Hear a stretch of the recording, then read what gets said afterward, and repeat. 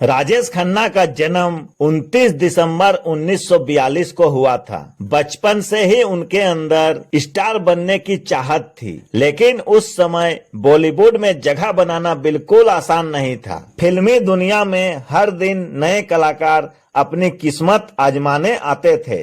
राजेश खन्ना ने भी इसी दुनिया में अपना करियर बनाने का सपना देखा। फिर 1960 के दशक में उन्हें फिल्मों में काम करने का मौका मिला। उनकी शुरुआती फिल्मों में एक थी आखिरी खत, जो 1966 में रिलीज हुई थी। शुरुआत में वो बॉलीवुड के लिए नए चेहरे थे, लेकिन उनके अंदर कुछ ऐसा था जो उन्हें बाकी कलाकारों से अलग बनाता था। उनका चेहरा, उनकी मुस्कान, बोलने का अंदाज और कैमरे के सामने उनकी एक्टिंग दर्शकों को आकर्षित करती थी। धीरे धीरे फिल्म निर्माता और दर्शक दोनों उन्हें पहचानने लगे, लेकिन असली बदलाव अभी आना बाकी था। राजेश खन्ना के करियर में सबसे बड़ा मोड़ आया आराधना फिल्म से। 1969 में रिलीज हुई ये फिल्म उनके करियर की सबसे महत्वपूर्ण फिल्मों में से एक बन गई। फिल्म में उनके साथ शर्मिला टैगोर थी, लेकिन इस फिल्म की लोकप्रियता का एक बड़ा कारण इसके गीत भी थे। मेरे सपनों की रानी और रूप तेरा मस्ताना, इन गानों ने राजेश खन्ना को घर घर पहुंचा दिया।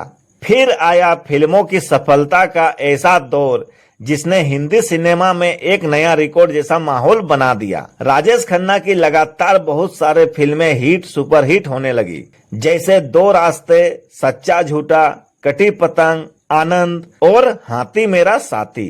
इन फिल्मों ने उनके स्टारडम को और मजबूत बनाया, लेकिन सबसे खास बात थी उनका स्टाइल। राजेश खन्ना के कपड़े, हेयर स्टाइल और स्क्रीन पर दिखाई देने वाला अंदाज दर्शकों के बीच लोकप्रिय हो गया। उनके बालों का स्टाइल तक चर्चा के विषय बन गया था। उस दौर लड़कियां राजेश खन्ना के ऊपर फिदा हो जाती थी और उनकी एक झलक पाने के लिए लोग घंटों इंतजार करते थे। उनकी कार के पीछे भीड़ दौड़ती थी, उनके घर के बाहर दर्शकों की भीड़ जमा रहती थी। कई लड़के उनके हेयर स्टाइल और पहनावे की नकल करते थे। यानी राजेश खन्ना सिर्फ फिल्मों में दिखाई देने वाले अभिनेता नहीं थे, वो उस दौर की लोकप्रिय संस्कृति का हिस्सा बन चुके थे।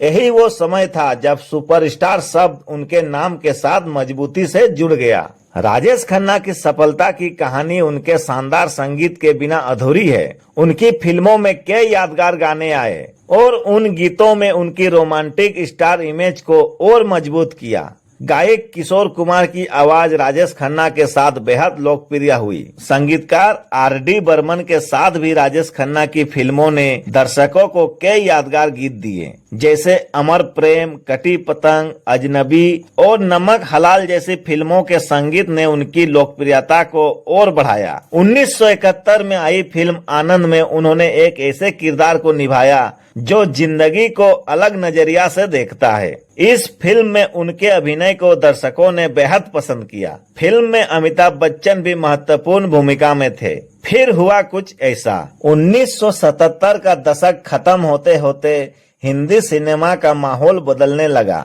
देश और समाज में बदलाव आ रहे थे, दर्शकों की पसंद भी बदल रही थी। जहां एक तरफ रोमांटिक फिल्मों का अपना आकर्षण था, वहीं दूसरी तरफ दर्शक एक ऐसे नायक को भी पसंद करने लगे थे जो गरीबों के खिलाफ आवाज उठाता था। इसी दौर में अमिताभ बच्चन का स्टारडम तेजी से बढ़ा। जंजीर जैसे फिल्मों के बाद उनका एग्री यंग मैन वाला अंदाज दर्शकों को बहुत पसंद आया। इस बदलाव का असर राजेश खन्ना के करियर पर भी पड़ा, लेकिन इसका मतलब यह नहीं था कि राजेश खन्ना की लोकप्रियता अचानक खत्म हो गई।